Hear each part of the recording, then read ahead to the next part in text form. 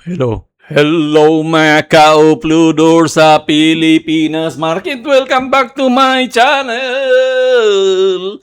Huwag kalimutan mag-subscribe kung bago ka pa lang sa aking channel. Pag-usapan natin ngayon ng PSEI. PSE.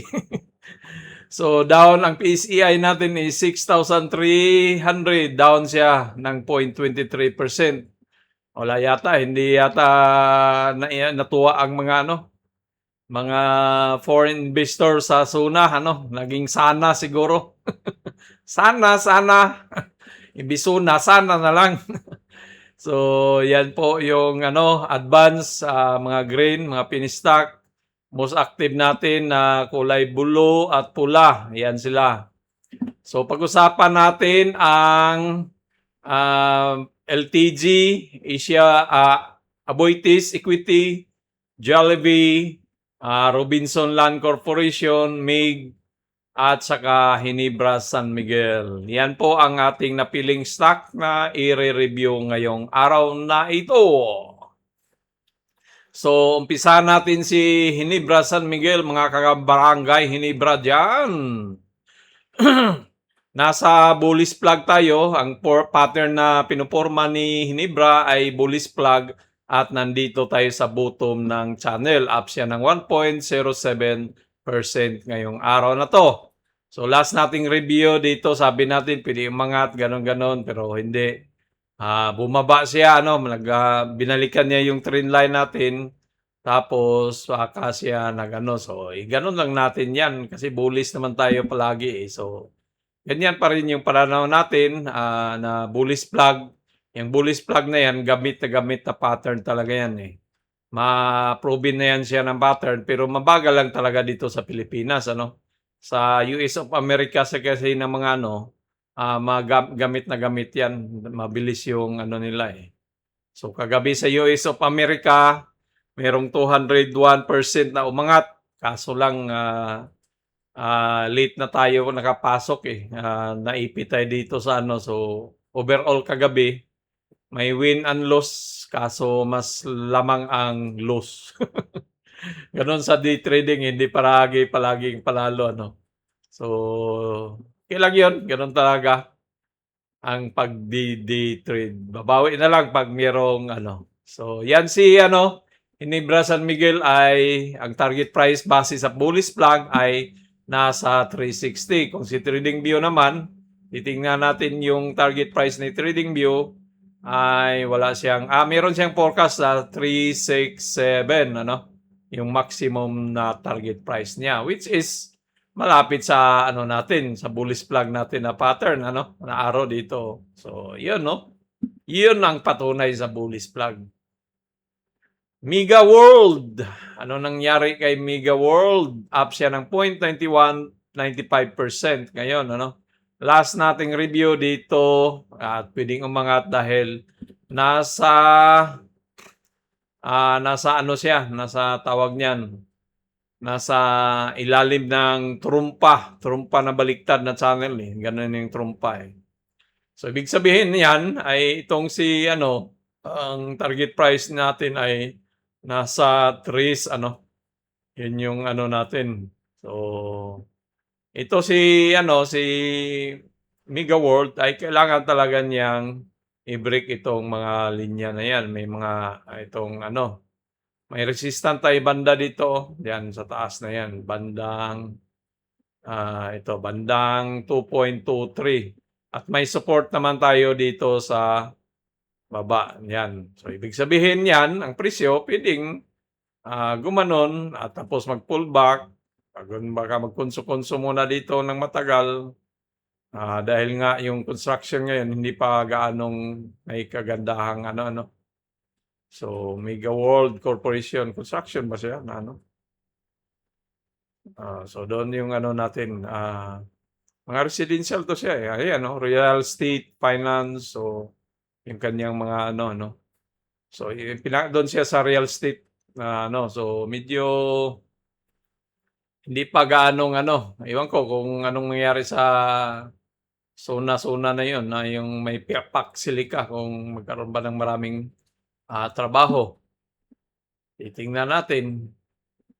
Kaya sana hindi masana. So, 'yan si Mega World at si Robinson Land Corporation naman. So, sa Robinson gano'n din 'to, construction din 'to sila, real estate din 'to, eh. 'Yan, oh, real estate. Parehas lang si Mega World. So, sabi natin dati kailangan niyang gumanon pero hindi. So, dito pa rin ilipat na lang natin ano. So, yung mga blue na 'yan, linya na 'yan, so meron tayong resistance diyan sa 17.22, 1780 at saka 1860. 'Yan yung mga resistance na kailangan niyang i-break ano para bumalik siya doon sa taas. So, may pattern naman 'to siya na ano, eh, ang ginawa niya na pattern, eh, parang, bullish flag pattern pa rin yung ginawa niya 'no. Ayan 'no, yung pattern na ginawa niya. So, meron tayong poste dito, diyan banda diyan poste. So, ibig sabihin yung target price niyan do'n sa poste natin na ano, yun, eh. So, yung target price ng broker natin nasa 22, 20, 19. So, long term lang talaga dito 'pag, ano, so target price ni TradingView ay nasa 23.6 naman 'no.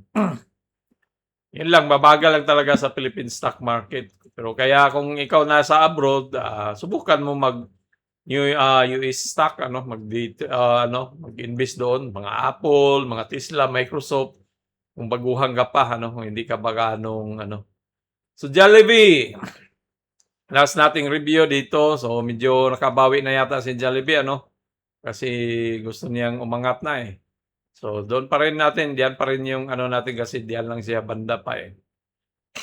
So may mga resistant tayo dito, na-break niya yung itong isang resistant, 145, merong 151 na kailangan niyang i-break ano, at meron tayong sell order block dito na pula na puwedeng i-trigger 'yan. Sa US kasi 'yan, talagang sinusungkit 'yan, eh, kaya ang presyo pumupunta do'n tini-trigger, eh. Kaya 'yun yung ano, so dito sa ano, hindi gaano, mabagal siya. Binabalikan pero mabagal ano. So ipit pa tayo dito, meron tayong nasa 199 tayo na presyo ano. So hintay-hintay lang tayo kay Jollibee na magkaroon ng malaking pakpak at lilipad. Target price naman ng ating mga broker nasa 185, 234, may 300 pa nga si Metro pero hindi na-update yata 'yan.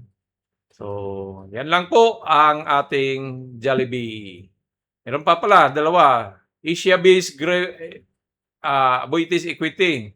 So, last nating review puwedeng bumaba. So, pinili niya yung umangat ano, nasa angat yung kanyang ano. So, gano'n lang din niya naman yang gagawin ni ano, eh, ni Aboitiz. So, mag-akyat, akyat, baba, akyat, akyat, baba, gano'n lang 'yan.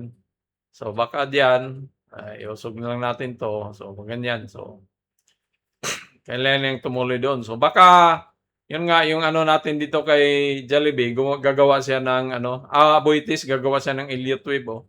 Nasa 1, 2, so 2, 3 na tayo. So, ibig 'pag 2, 3 do'n sa taas ano, so target price 45, 46, 47. So, tama dito sa point 3 natin ano. So, ganyan lang yung ano na 'yan. So, kung dito ka nakabili ka dito, so may 30% yung ano mo ano. So, dito nagkunso-kunso siya, eh. So, tapos na-break na niya ano, yung ano, nagkunso-kunso siya diyan 'no, tapos na-break. Kaya paalala lang po, this is po ay hindi financial advice. Ito po ay isang entertainment at educational purposes lamang. Last but not the least, Lucio Tan Group. So, marami tayong option na ginawa ano. So, pinili ni Lucio Tan na umangat. So, angat. So, yun pa rin yung ano natin, pananaw ay, bullish pa rin tayo dito. So, kailangan talaga niyang i-break yang 14.6 ano, si Lucio Tan Group. So, kailangan niya i-break yung 14.6 dito para bumalik siya doon sa taas at magtuloy-tuloy ang kanyang akyat. So, bullish flag ang ano natin. Ang nakaganda lang dito, nasa ilalim pa siya, no? Nasa ilalim. So, ibig sabihin yan, kung pag umangat yan doon sa taas, meron kang 13% na kikitain, ano? So, yung pera mo. Target price ng ating mga broker, wala tayong nakuha. Tingnan natin kay TradingView kung meron ba siyang target price. So, sa Philippine stock, huwag ka lang mawala ng 12 pesos, ano? So, huwag ka lang mawalang pag-asa, long term mo lang 'to dito. At least may mga dividends kaya mas mainam piliin mo yung mga blue chip stock kasi namimigay sila ng dividends, 'di ba? Habang naghihintay ka na ano, may tataas ang presyo, may tinatanggap ka na pera 'no, kaysa mag-ipon-ipon ka lang sa bangko na wala kang tinatanggap. So, yan lang po, medyo matamlay tayo dahil negative ang PSEI. Babawi lang tayo sa US market mamayang gabi. Huwag kalimutan mag-subscribe kay Uplodor sa Pinas Market. Babos! Amigos!